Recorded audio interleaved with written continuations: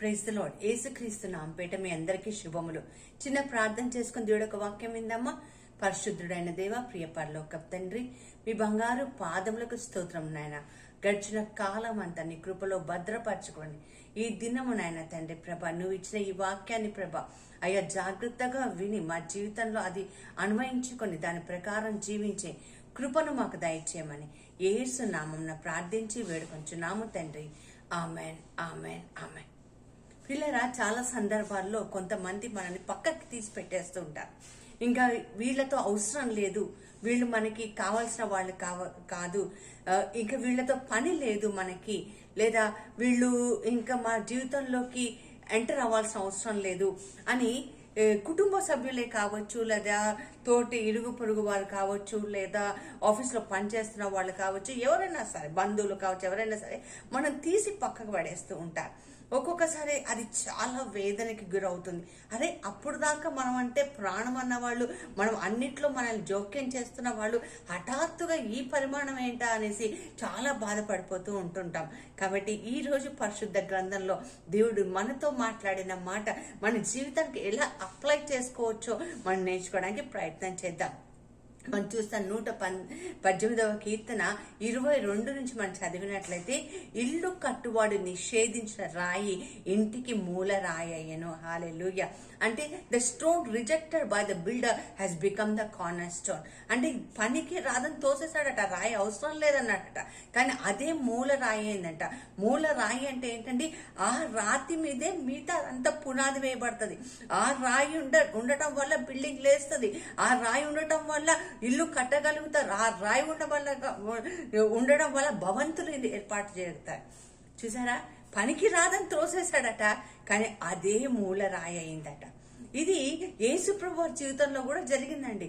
యేసుప్రభు వారి యూదులు వాళ్ళందరూ కూడా యేసుప్రభుకి అవసరం లేదని తృణీకరించబడిన వాళ్లే, తృణీకరించబడిన యేసే ఇంటికి మూలరాయి అయినట్టుగా, ఆయన నామంలో తప్ప మరి ఎక్కడ రక్షణ లేదన్నట్టుగా మనం లేఖనాల్లో చూస్తూ ఉంటాం. అలాగే అపోస్తుల కార్యాలు మరి 4వ అధ్యాయం 11వ వచనంలో కూడా మనం చదువుతామండి. ఇల్లు కట్టువారైన మీరు తృణీకరించిన రాయి ఆయనే, అది ఆ రాయి మూలకు తలరాయి ఆయను. చాలా ఇంపార్టెంట్ అయినట్టుగా మనం చూస్తూ ఉంటాం. ఆ రాయి అంటే దేనికి సాదృశ్యం? మరి ఇప్పుడు మన జీవితంలో ఈ రాయిని ఎలా ఆపాదించుకోవచ్చో మనం చూస్తుంటాం. మత్తయి సువార్త 21వ అధ్యాయం 42వ వచనంలో కూడా మనం చూస్తాం, ఇల్లు కట్టువ నిషేధించిన రాయి తుదకు తలరాయి ఆయను. అంటే ఇంపార్టెంట్ అయింది, చాలా ఇంపార్టెంట్ అయింది. సో మరి ఈ రాయి ఎవరు? ఇప్పుడు ఆలోచిస్తే యేసుప్రభు వారు చక్కగా పరిశుద్ధాత్మ ద్వారా వ్రాయించిన మాట ఏంటంటే, 1 పేతురు 2వ అధ్యాయం 5వ వచనంలో, మీరు అమూల్యమైన రాయి.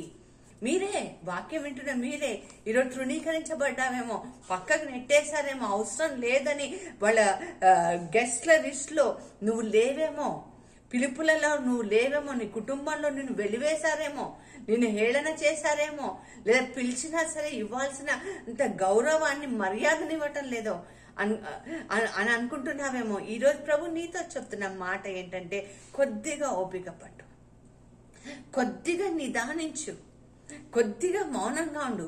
ఇల్లు కట్టువారు నిషేధించిన రాయి ఇంటికి మూల రాయి అవుతుందని మనం చూసుకోవచ్చు. ఎంత గొప్ప మాట. ఈరోజు దుఃఖంలో ఉన్నామేమో, పరిశుద్ధాత్మ దేవుడు మనం మాట్లాడుతున్నాడు. ఎవరు నన్ను చూసి చూడనట్టుగా వెళ్ళిపోతున్నారని అనుకుంటున్నావేమో, నీవే ఇంటికి మూలరాయి అవుతావన్న సత్యాన్ని నువ్వు ఈరోజు నేర్చుకోవాలి. ప్రియుడా, ఈరోజు దేవుడికి చెప్తున్న మాట ఇది. మూల రాయిగా నువ్వు మారాలంటే మరి ఏం చేయాలి? దానియేలు అంటే నాకు చాలా ఇష్టం అండి. దానియేలు గ్రంథంలో రాజభవనం నుంచి వచ్చినవన్నీ కూడా నిషేధించేశాడు. నాకొద్దు, నేను తిననన్నాడు. అతన్ని మీద చాలా కోపం పెట్టుకున్నారు ఆ రాజ్యంలో ఉన్న వాళ్ళందరూ కూడా. ఆఖరికి సింహాల బోన్లో కూడా వేసేశారు. కానీ మన చరిత్ర చూస్తే, దానియేలు గ్రంథం చూస్తే ఆయనే మూలరాయిగా మారినట్టుగా మనం చూస్తాం. మనం చూస్తాం యోసేపు, పాత నిబంధనలో యోసేపు అయితే నిజంగా నా జీవితాన్ని మార్చేసిన ఒక గొప్ప వ్యక్తి పరిశుద్ధ గ్రంథంలో నేను పుట్టక ముందే దేవుడు రాశాడు అనిపిస్తుంది. అతన్ని తృణీకరించబడ్డాడు, సొంత అన్నలే తృణీకరించారు, అతను చంపేయాలనుకున్నారు, మళ్ళీ బావిలో పడేశారు, పనికి రాని వాడనే తోసివేశాడు, అతన్ని అసలు చులకనగా చూశారు, హేళనగా చేశారు, అవమానించారు. ఏ పాపం చేయలేదు, ఏ నేరం చేయలేదు, కానీ ఈ శ్రమ గుండా వెళ్ళాడు. ఆఖరికి పోతిఫోర్ ఇంట్లో ఉన్నాడు, అక్కడ కూడా మరి చెయ్యని నేరానికి శిక్ష అనుభవించి చెరసాలలో వెళ్ళాడు. చెరసాలలో కూడా అతనికి వచ్చే దర్శనాలు బట్టి అక్కడ జైల్లో ఉన్న వాళ్ళ కోసం మాట్లాడినప్పటికీ వాళ్ళు కూడా సహాయం చేయలేదు. అందరూ తృణీకరించారు, అందరూ వాడుకొని వదిలేసినారు నట్టుగా ఉంటది. కానీ ఫైనల్గా ఏమందండి, తృణీకరింపబడ్డవాడే, నిషేధింపబడిన వాడే ఇంటికి ఏమయ్యాడు, మూలరాయిగా అయ్యాడు. ప్రియులారా, ఈరోజు దేవుడు నీతోటి నాతోటి మాట్లాడుతున్నాడు. నువ్వు ఎక్కడైతే తృణీకరించబడ్డావో, ఎక్కడైతే నిషేధించబడ్డావో, ఎక్కడైతే నిన్ను స్టాప్ అన్నారో అక్కడే దేవుడు స్టార్ట్ చేయడానికి ఈరోజు సిద్ధంగా ఉన్నాడు. నువ్వు దుఃఖపడకు, బాధపడకు, కన్నీరు కార్చకు, ఎందుకంటే నిన్నే అక్కడే అదే స్థలంలో మూలరాయిగా దేవుడు చేయబోతున్నాడు. అలాంటి కృప దేవుడు మనకి ఇవ్వాలని ప్రార్థన చేసుకుందాం. పరిశుద్ధుడైన దేవ, ప్రియ పరలోకపు తండ్రి, మీ బంగారు పాదములకు స్తోత్రం నాయన. గడిచిన కాలం అంతా నీ కృపలో భద్రపరచుకొని ఈ దినం ప్రభ నువ్వు ఇచ్చిన ఈ అవకాశాన్ని మేము సద్వినియోగం చేసుకొని, అవును ప్రభ, the stone rejected by the builder will be the corner stone అన్నావు కాబట్టి అయ్యా ప్రభ, మూల రాయిగా మా కుటుంబాలు ఉండే కృపను దయచేయమని, మాలో ఉన్న దుఃఖము, ఒంటరితనం అంతా తీసేసి నీ కృపలో మేము భద్రపరచుకునే సహాయం చేయమని యేసు నామమున ప్రార్థించి వేడుకొంచున్నాం తండ్రి. Amen, amen, amen. God bless you all.